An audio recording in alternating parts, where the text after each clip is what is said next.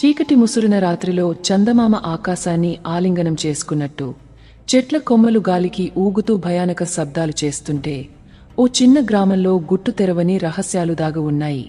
అక్కడి ప్రజలు కొన్ని నియమాలతో బతుకుతున్నారు. ముఖ్యంగా పౌర్ణమి రాత్రుల్లో అయితే కడుపులో గడ్డుకట్టే భయం. ఒకప్పుడు అక్కడ ఓ వింత జంతువు కనిపించిందని, అది మనిషిని తినేస్తుందనే మాటలు బాగా ప్రచారంలో ఉన్నాయి. గ్రామ పెద్దలు ఈ కథల్ని నిజం కాదని చెబుతున్నా గ్రామంలో జరిగే రహస్య మరణాలు ఈ మాటలకు బలం ఇస్తున్నాయి.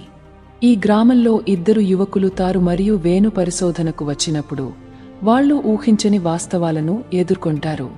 వాళ్లల్లో తారుకి రహస్యాలపై మక్కువ ఉన్నవాడు, వేణు అన్వేషణలో ఆసక్తి ఉన్న మిత్రుడు. ఒకరోజు రాత్రి వాళ్ళిద్దరూ గ్రామం బయట అడవిలోకి వెళ్తారు. అక్కడ ఒక చిన్న జాడ కనిపిస్తుంది. కాని అది కేవలం జాడ కాదు, అది అంబులి అని పిలవబడే జీవి అడుగులు.